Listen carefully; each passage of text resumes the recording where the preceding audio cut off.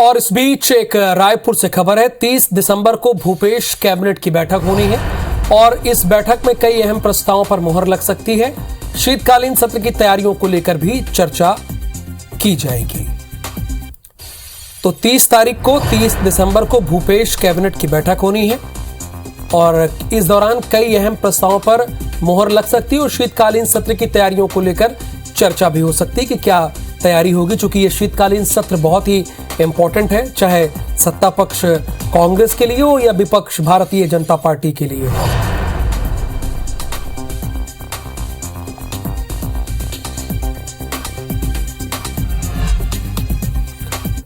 अगली खबर ग्वालियर से है। पूर्व मंत्री राजा पटेरिया ने हाई कोर्ट में दाखिल की है जमानत याचिका। हाई कोर्ट की ग्वालियर बेंच में जमानत याचिका दाखिल की गई है। 2 जनवरी के बाद हो सकती है इस मामले की सुनवाई। 12 दिसंबर से जेल में बंद है राजा पटेरिया। ग्वालियर की एमपी एमएलए कोर्ट में 2 बार उनकी बेल खारिज हो चुकी है। 2 बार उनकी बेल खारिज कर दी गई थी, इसलिए अब उन्होंने हाई कोर्ट का सहारा लिया है। राजा पटेरिया ने हाई कोर्ट में दाखिल की अपनी जमानत याचिका। हाई कोर्ट की ग्वालियर बेंच में जमानत याचिका दाखिल की गई है। 2 जनवरी के बाद इस मामले में सुनवाई हो सकती है और 12 दिसंबर से आपको पता ही है कि वो जेल की सलाखों के पीछे हैं, बंद हैं।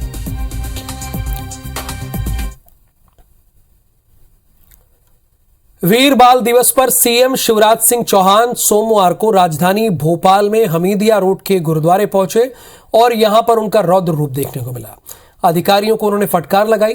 असल में सिख समुदाय के लोगों ने सीएम से मौखिक तौर पर शिकायत करके बताया कि गुरुद्वारा से लगे एक बार होटल में शाम को गलत तरीके से काम होता है, लिहाजा महिलाएं और युवतियां गुरुद्वारे आने में बहुत घबराती हैं, डरती हैं और अब प्रायः नहीं आती हैं।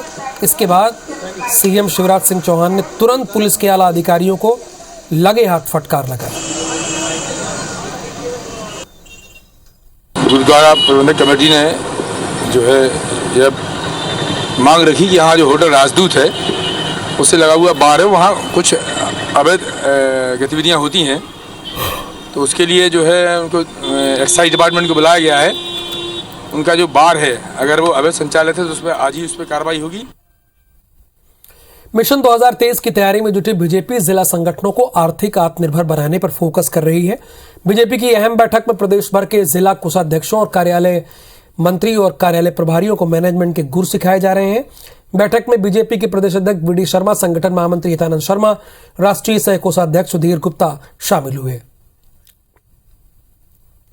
तो हिसाब किताब की तकनीकी बाकी सारी बातों को इस बैठक में जो कोषाध्यक्ष और कार्यालय मंत्री और कार्यालय प्रभारियों को एक विशेष दिन भर के ये बैठक प्रशिक्षण के तौर पर ही है, तो इस दिशा में उनको भी पारंगत बनाने का काम भारतीय जनता पार्टी कर रही है। भारतीय जनता पार्टी के क्षेत्रीय संगठन महामंत्री अजय जामवाल बस्तर के 3 दिवसीय दौरे पर पहुंचे, जहां उन्होंने मां दंतेश्वरी एयरपोर्ट पर बीजेपी के स्थानीय नेताओं ने उनका स्वागत किया। इसके बाद अजय जामवाल जगदलपुर स्थित भारतीय जनता पार्टी के कार्यालय पहुंचे और विधानसभा के अंतर्गत विभिन्न मोर्चा प्रकोष्ठों पदाधिकारियों की बैठक ली। संगठन महामंत्री बनने के बाद अजय जामवाल का दूसरा बस्तर दौरा था। भाजपा नेता किरण देव ने बताया कि अपने दौरे में अजय जामवाल संगठन के पदाधिकारियों से मुलाकात कर रहे हैं। आगामी कार्यक्रमों को लेकर चर्चा की जा रही है।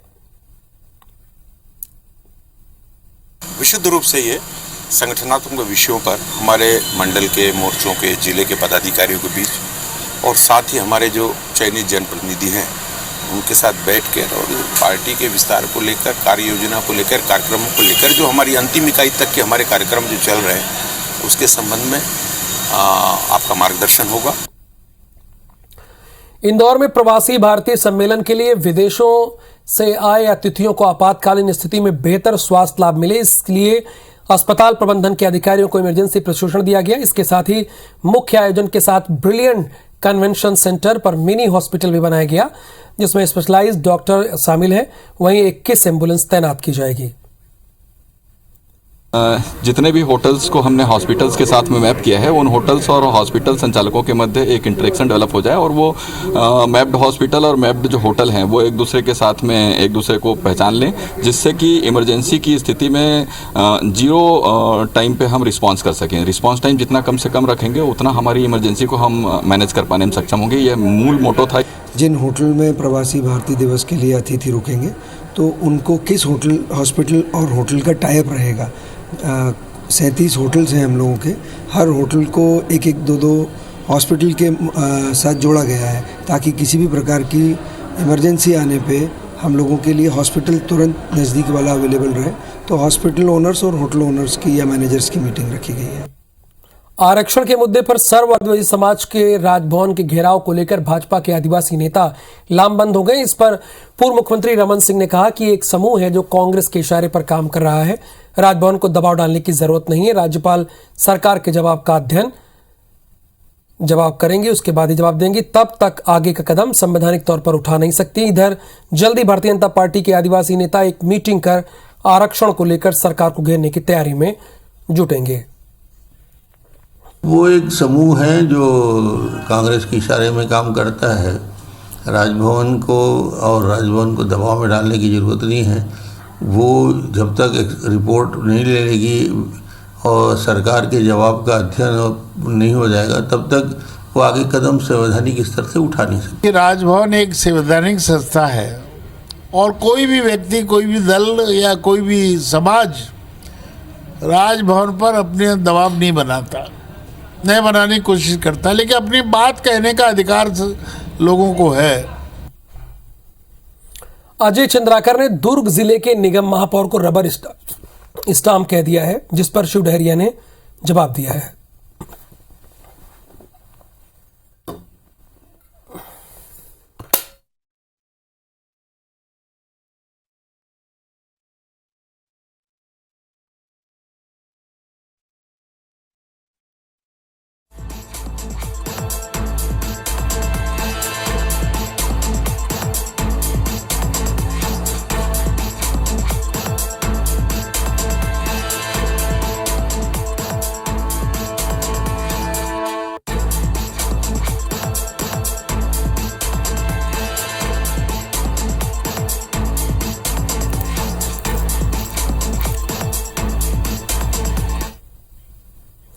इधर भोपाल में संविदा स्वास्थ्य कर्मियों की हड़ताल जारी है। हड़ताल को आज पूरे 12 दिन हो गए हैं।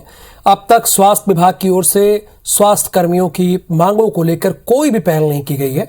संविदा स्वास्थ्य कर्मचारियों ने स्वास्थ्य विभाग पर आरोप लगाया है कि जहां पर कर्मचारी बैठकर धरना दे रहे हैं उस पर स्थल को जानबूझकर तहस नहस किया जा रहा है। पहले पूरे स्थल पर मिट्टी डाल दी गई और अब कटे हुए पेड़ों को भी वहां डाला जा रहा है ताकि स्वास्थ्य कर्मी हड़ताल ना कर सकें।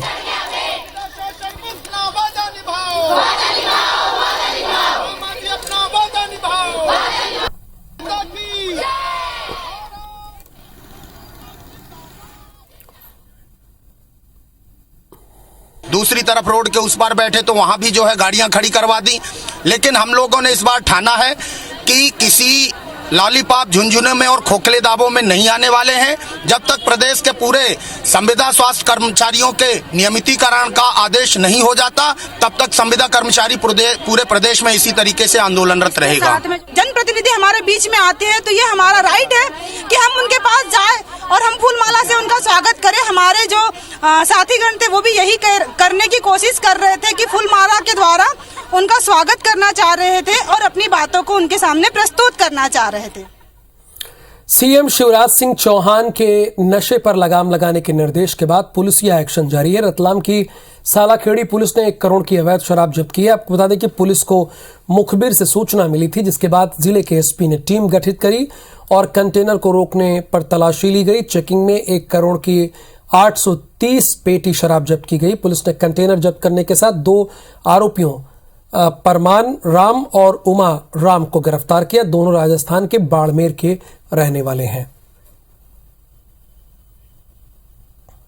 गाड़ियों की चेकिंग करने के दौरान एक राजस्थान का नंबर है इस कंटेनर का। इस कंटेनर की चेकिंग करते उसमें बड़ी मात्रा में शराब पुलिस को बरामद हुई है। और 2 आरोपी हमारे गिरफ्त में हैं। इनसे पूछताछ के दौरान अन्य भी कुछ सुराग मिले हैं कि कहाँ से ला रहे हैं, कहाँ ले जा रहे थे। उन सब चीज़ों पर, पहलुओं पर विवेचना जारी है और इनके अन्य साथी दरानों की भी शिनाख्त करके उन पर भी कार्रवाई की है। छतरपुर जिले में प्रसिद्ध स्थल बागेश्वर धाम ग्राम गढ़ा में पार्किंग की जगह को बढ़ाने के लिए अतिक्रमण हटाए जा रहे हैं। ग्रामीणों ने प्रशासन पर बिना नोटिस दिए कुछ घरों को गिराने का आरोप लगाया है। ग्रामीणों का आरोप है कि एसडीएम ने बिना नोटिस दिए मकानों पर बुलडोजर चलवा दिया। घरों से सामान निकालने तक का मौका नहीं दिया गया। रोका है सर, हमने खूब रोका। लेडीज पुलिस आई, हमारे बाल पकड़ के खींचे, पूरी साड़ी बिल्कुल पूरी उतार दी, केवल पेटीकोट ब्लाउज में। फिर आगे भागे, आगे से मशीन लगे, पीछे हम लोग चढ़ के ले गए हमको।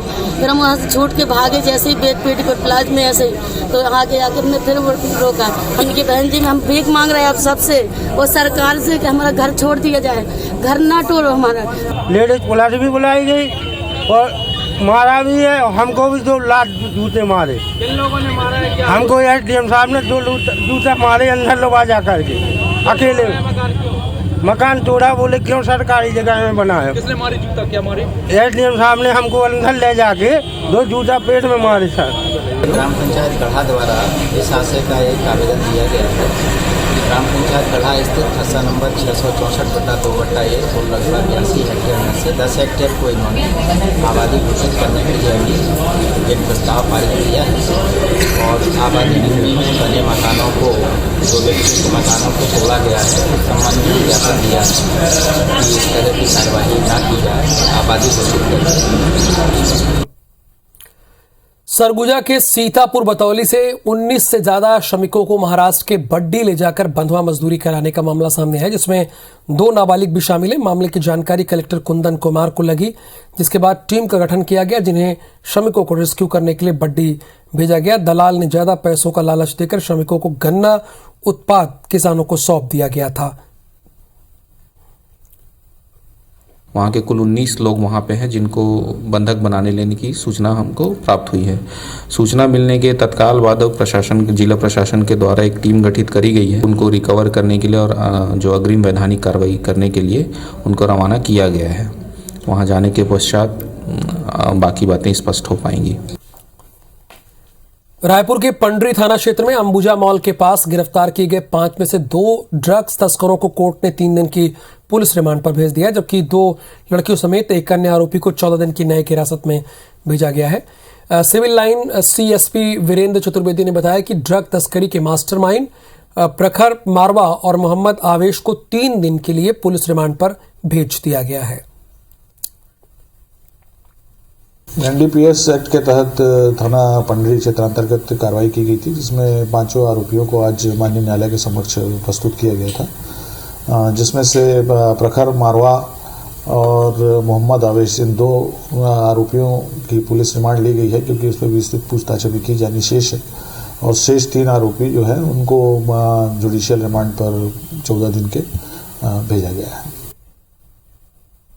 सिखों के अंतिम गुरु गुरु गोविंद सिंह के पुत्रों को लेकर प्रधानमंत्री मोदी की घोषणा के मुताबिक राजधानी में वीर बाल दिवस का आयोजन किया गया। मुख्यमंत्री शिवराज सिंह चौहान भोपाल के हमीदिया रोड स्थित गुरुद्वारा में आयोजित कार्यक्रम में शामिल हुए। यहां उन्होंने मत्था टेक कर साहिबजादों की शहादत का नमन किया। सिख समुदाय के लोगों को संबोधित करते हुए सीएम शिवराज सिंह चौहान ने कहा, गुरु गोविंद सिंह के साहिबजादों का ऐसा बलिदान विश्व में कहीं नहीं हुआ, लिहाजा 21 से 26 दिसंबर तक वीर बाल दिवस के रूप में मनाया जाएगा, याद किया जाएगा। ऐसी शहादत विश्व के इतिहास में आज तक नहीं दी गई। उसी शहादत को प्रणाम करने के लिए अभी वीर बाल दिवस के रूप में पूरा सप्ताह मनाने का फैसला सरकार ने किया, मध्य प्रदेश से किया। दमोह में क्रिसमस के दिन 328 धर्मांतरित ईसाई लोगों की हिंदू धर्म में वापसी करवाने पर सियासत गरमा गई है। बीजेपी विधायक अशोक रोहणी ने इसका क्रेडिट प्रधानमंत्री मोदी और सीएम शिवराज को दिया है। विधायक रोहणी ने कहा कि प्रधानमंत्री मोदी और सीएम शिवराज ने हिंदुओं का स्वाभिमान जगा दिया है और सरकार के किए जा रहे धर्म जागरण से प्रभावित होकर धर्मांतरित लोग अब हिंदू धर्म में वापसी कर रहे हैं। देश के यशस्वी प्रधानमंत्री माननीय नरेंद्र मोदी जी और प्रदेश के यशस्वी मुख्यमंत्री शिवराज सिंह चौहान जी एक धर्म को जागृत करने का कार्य चल रहा है। उसी से प्रेरित होकर जो हमारे धर्म से विमुख हो गए थे, धर्म जागरण के माध्यम से अपनी घर वापसी किए, निश्चित रूप से उनका स्वागत है। राजनांदगांव में गंज चौक के पास मिरानी बिल्डर्स के आवासीय कॉलोनी का नक्शा पास कराकर अवैध व्यवसायिक कॉम्प्लेक्स बनाए जाने का विरोध शुरू हो गया है। कांग्रेस ने इस राजस्व की हानि बताते हुए जांच की मांग की है। कांग्रेस कमेटी के महामंत्री और पूर्व पार्षद हेमंत ओसवाल का आरोप है कि मिरानी बिल्डर ने सत्यम आवासीय कॉलोनी के लिए नक्शा पास कराया था, लेकिन आवासीय कॉलोनी की आड़ में व्यवसायिक कॉम्प्लेक्स का निर्माण कर 100 दुकानें बना दी गईं। जो उन दुकानों की रजिस्ट्री आदि हुई है उनकी संपूर्ण सूक्ष्मता से चिन्हांकित कर जांच कर दोषी बिल्डर और दोषी भ्रष्ट अधिकारी और कर्मचारी जो इस मामले में संलिप्त हैं उनके विरुद्ध भी सख्त कार्रवाई तत्काल करने की मांग उन्होंने मेरे द्वारा की गई है। ऐसा एक मामला संज्ञान में आया है। तकनीकी अधिकारियों को निर्देशित किया गया है कि मामले की जांच करके मुझे बताएं, फिर नियमानुसार कार्रवाई उस पर की जाएगी आगे।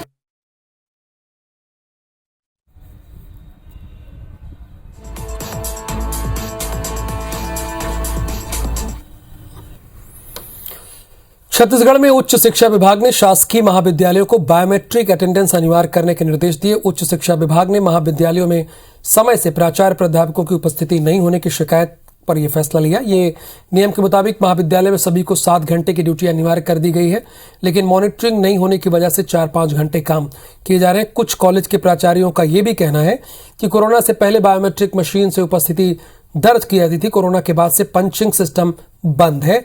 वहीं अन्य महाविद्यालयों की स्थिति पर गौर करें तो महाविद्यालय में बायोमेट्रिक मशीन ही नहीं है। हमारे यहाँ अभी तक मैनुअल सिस्टम से जो है अटेंडेंस सिस्टम है और हमारे सभी प्राध्यापक 7 घंटा की उपस्थिति को दर्ज करते हैं। और रहा सवाल जो बायोमेट्रिक सिस्टम का, तो बायोमेट्रिक सिस्टम जो है हम लोग भविष्य में लाने की कोशिश करते हैं, कोशिश करेंगे। शासन के निर्देश के तहत पहले पूर्व में कोरोना काल के पूर्व बायोमेट्रिक मशीन यहाँ भी जैसे सभी कॉलेज वैसे यहाँ भी चालू था, तो वो तो लगा हुआ है। अभी उस बारे में हमारे यहाँ प्रक्रिया चालू है, क्योंकि उसके लिए हमको एक टेंडर प्रक्रिया करना पड़ेगा बायोमेट्रिक मशीन लगाने के लिए, तो हम उसकी कार्रवाई शीघ्र करने वाले हैं। रविशंकर शुक्ल विश्वविद्यालय में 3 साल बाद वार्षिक परीक्षाएं ऑफलाइन हो रही हैं। कोरोना की वजह से ऑनलाइन एग्जाम हुए और इस वजह से हर साल परीक्षार्थी की संख्या बढ़ती गई, लेकिन इस साल परीक्षा ऑफलाइन होने की वजह से छात्रों की संख्या कम हो गई। पिछले साल वार्षिक परीक्षा के लिए विश्वविद्यालय में 1,82,000 आवेदन जमा हुए, लेकिन इस साल अभी तक 1.5 लाख ही फॉर्म जमा हुए, यानी पिछले साल से 32,000 फॉर्म कम जमा हुए हैं। एमए समाजशास्त्र, MA English, political science, MCom में 3 साल से छात्रों की संख्या लगातार बढ़ रही थी। लास्ट ईयर हमारे पास लगभग 1,82,000 के आसपास फॉर्म आए थे रेगुलर प्राइवेट मिलाकर। इस बार अभी तक 1,50,000 के आसपास फॉर्म आए हैं, तो निश्चित रूप से लगभग 30,000 के आसपास जो फॉर्म है कम आए। हो सकता है उसका इस बार ऑफलाइन एग्ज़ाम होना है और लास्ट ईयर ऑनलाइन एग्ज़ाम हुआ था, उस कारण से ज़्यादा हुआ हो, ये रीज़न अभी तक समझ में आ रहा है। सरकारी स्कूलों में गुणवत्तापूर्ण शिक्षा और नौनिहालों को बेहतर माहौल देने का प्रयास भले ही तमाम प्रयास कर रही हो, लेकिन मुरैना जिले के पोरसा में तैनात शिक्षक सरकार की मंशा पर पानी फेरते नजर आ रहे हैं। जिन छात्रों के हाथों में कलम और किताब होनी चाहिए, उनके हाथों में मासूम बच्चे के हाथों में स्कूल परिसर में ईंट और गिट्टी सीमेंट का मसाला बनाकर वो ढो रहे हैं और उनसे मजदूरी जैसा काम कराया जा रहा है। नौनिहालों को पढ़ाने के बजाय स्कूल की गिट्टी ढोने और घास साफ करने का काम कराया जा रहा है। अभी आपके द्वारा मेरे संज्ञान में लाया गया है। मैं प्रकरण में जांच करूंगा कि ये किस विद्यालय की घटना है और किस प्रकार से शिक्षकों द्वारा ये कार्य बच्चों से कराया जा रहा है, और निश्चित रूप से अगर ये दंड के प्रावधानों के तहत आता है तो निश्चित रूप से शिक्षकों के विरुद्ध दंडनीय कार्रवाई की जाएगी। छत्तीसगढ़ में इन दिनों यात्रियों को भारी परेशानी का सामना करना पड़ रहा है। रेल से लेकर हवाई यात्रा सब परेशान है। असल में हवाई सफर वाले यात्री जहां महंगे किराए से परेशान है, तो वहीं रेल यात्री ट्रेन की लेट लतीफी से परेशान है। हवाई सफर की अगर बात करें तो मुंबई, दिल्ली, कलकत्ता जैसे सभी बड़े शहरों के लिए किराए में बढ़ोतरी हो गई है, तो वहीं रेल यात्री ट्रेनों के 6 से 10 घंटे तक देरी के कारण परेशान हो रहे हैं। ट्रेन का टाइमिंग 10 साढ़े 10 बजे यहाँ पहुँचाने का रहता है, 11:30 12:30 1:30 तक पहुँचा रहा है रायपुर। तो इससे बहुत असुविधा हो रहा है आम जनता को। ट्रेन का सफ़र आजकल बहुत ज़्यादा ही टफ हो गया है, क्योंकि ये जब बहुत ही ज़्यादा डिले चल रहा है, 4 से 5 घंटे डिले चल रहा है। फ्लाइट तो महंगी पड़ती है, जो जिसको पोसाता है वो जाता है, बाकी जो नॉर्मल सब है उसको तो ज़्यादा से ज़्यादा तकलीफ के ऊपर तकलीफ होती जा रही है। हवाई यात्रा के लिए क्या दिवाली के बाद से लेके जनवरी एंड तक जो है ये पीक सीजन होता है फ्लाइट में, और दिसंबर का महीना और आखिरी सप्ताह है और नए साल की शुरुआत होने वाली है। उसके कारण जो है ना यात्रियों की संख्या काफ़ी बढ़ गई है और फेयर भी उस हिसाब से बढ़ रहा है। टमाटर की बम्पर पैदावार ने टमाटर की कीमत को धराशायी कर दिया और उसका खामियाजा किसानों को उठाना पड़ रहा है। आलम यह है कि बम्पर पैदावार के कारण किसानों को पैदावार में लगाई गई लागत राशि भी नहीं मिल पा रही है, जिससे किसान चिंतित हैं। उन्हें लोन की चिंता सताने लगी है। हालत यह है कि सब्जी मंडी में टमाटर महज 3 से 4 रुपए प्रति किलो बिक रहा है। फसल की उचित लागत नहीं मिलने से किसान निराश हैं। टमाटर की फसल छोड़कर जा रहे हैं। इधर व्यापारियों का कहना है कि टमाटर का उत्पादन अन्य दूसरी जगहों में भी किया गया है, जिससे सरगुजा का टमाटर बाहर नहीं जा पा रहा है। आवक ज्यादा होने के कारण टमाटर की कीमत भी सही से नहीं मिल पा रही है। 1.5 हेक्टर में लगाया था टमाटर, तो खर्चा उर्चा करके बैठ गए हैं और रेट में बिकवे नहीं कर रहा है। 50-60 डिसमिल में लगा रहे हैं। आगू बात तो थोड़ा कुछ मिल गई, पाछू बात का बहुत पूरा नुकसान हो गई। आज रेट तो कुछ मिलते नहीं, भाड़ा भी नहीं मिल रहा है। 100 रुपया 80 रुपया बिक रहा है, कुछ नहीं मिल रहा है, भाड़ा नहीं मिल रहा है, किसान को 1 रुपया नहीं मिल रहा है। उसमें इन साल ऐसा हो गया कि अपना पूंजी खड़ा नहीं हो रहा है। और अभी का रेट तो देख ही रहे हैं, रेट इतना डाउन मार दिया है। 100 रुपये ट्रे, 80 रुपये ट्रे, 60 रुपये ट्रे हो गया है। बालोद जिले के वन क्षेत्र में पिछले 5 दिन से एक दंतैल हाथी विचरण कर रहा है। इसने रास्ते में मौजूद अंगद फार्म हाउस में उत्पात मचाया। यहाँ पर मक्का को न सिर्फ खा गया बल्कि फसलों को भी नुकसान पहुंचाया। नारियल के पेड़ों को भी हाथी ने घिरा दिया। इधर बलरामपुर में 35 हाथियों का दल 2 दिन से घूम रहा है। खेत में लगे गन्ने की फसल को नुकसान पहुंचाने के साथ ही गांव के करीब भी पहुंच गया, जिससे लोग रात भर जाग रहे हैं।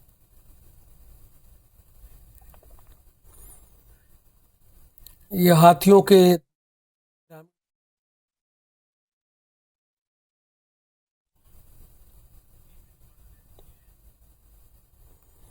तो बालोद जिले के वन क्षेत्र में पिछले 5 दिनों से हाथी विचरण कर रहे हैं।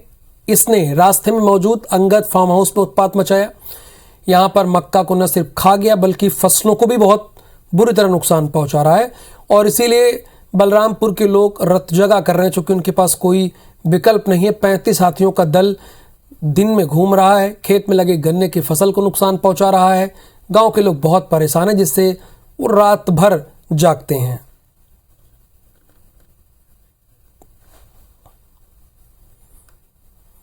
एनआईटी रायपुर के प्रोफेसर और रिसर्च स्कॉलर ने एक जादुई पाउडर का आविष्कार किया है। इस पाउडर को कंक्रीट में मिलाने से मजबूती बढ़ती है, लीकेज कम होती है, तो वहीं पानी भी कम लगता है। रायपुर एनआईटी के प्रोफेसर और रिसर्च स्कॉलर ने एक जादुई पाउडर का आविष्कार किया है। इस पाउडर को मकान निर्माण के दौरान कंक्रीट में मिलाया जाएगा तो ज्यादा पानी की जरूरत नहीं पड़ेगी। इस पाउडर के इस्तेमाल से कंक्रीट की मजबूती बढ़ेगी और लीकेज भी कम होगा। कृषि के क्षेत्र में इस पाउडर का इस्तेमाल किया जाता रहा है, लेकिन पहली बार एनआईटी के रिसर्च स्कॉलर ने कंक्रीट के लिए इस पाउडर का इस्तेमाल किया। इसके प्रोसेस को पेटेंट भी मिल चुका है। पर ऑब्जर्वेंट पॉलीमर है और पानी को खींच के रखता है या ऑब्जर्व करके रखता है। और जब हम लोग कास्टिंग करते हैं या जब बनाते हैं कंक्रीट, वो तराई करने के लिए ज़रूरत पड़ती है। और हम नॉर्मली तराई के लिए पानी आपको बहुत ज़रूरत पड़ती है।